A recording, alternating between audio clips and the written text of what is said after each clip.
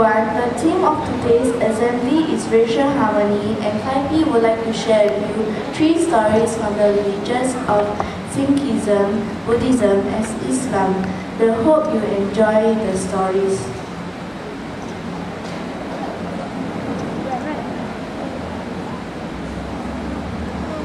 This story is about Guru Nanak, the founder of Sikh religion.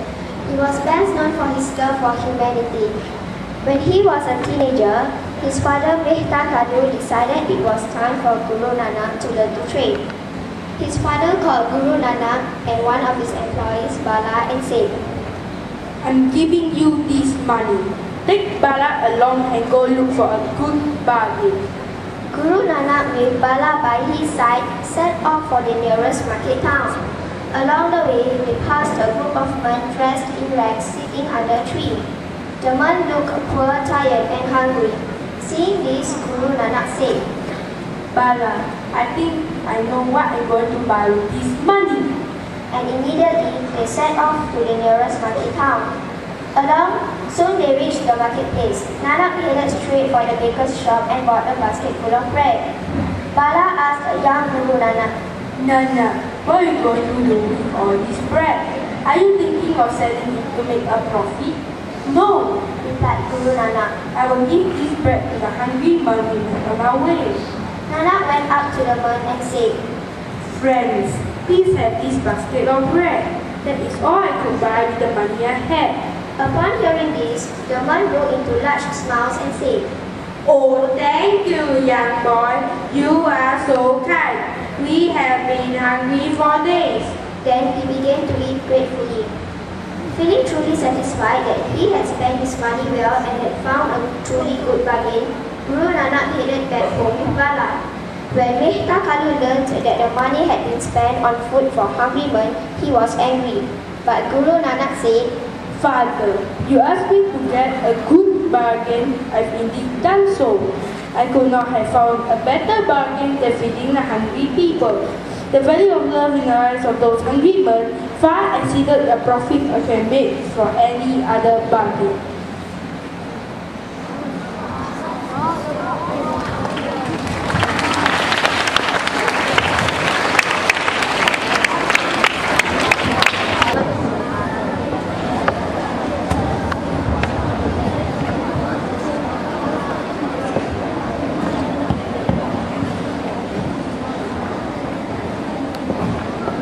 Two monks were washing their food bowls by a river when they spotted a scorpion about to drown. Without hesitation, one monk scooped it up in his hand and laid it safely onto land. "Ouch!" he exclaimed, for the scorpion had stung him. However, when he began to wash his bowl again, the scorpion fell into water again. Once more, the same monk scooped him up in his bare hands and saved him. Once again, the scorpion stung him. The other monk was surprised. "Why do you continue to save it when its nature is to sting?" The first monk replied. "I do so because it is my nature to save." Later, in the monastery,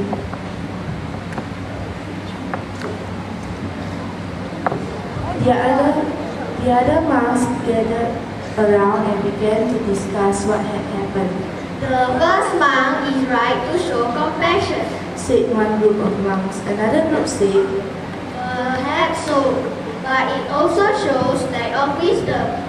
After all, the monk could have used his bow to scoop up the scorpion and thus prevented himself from getting stung.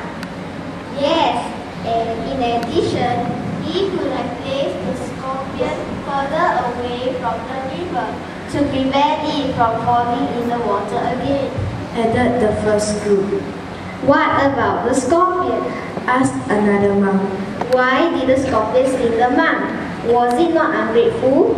Well, the scorpion does not always sting. It only stings when it is frightened. It stings when it thinks it is being harmed instead of being helped," replied his friend. "Yes," added another monk. "Some people are like that. They do not know when you are trying to help them and they can be nasty. But we must still do our best to help, and slowly they will begin to understand." Finally, all the monks agreed. With wisdom and compassion, we should treasure and help all creatures, great and small.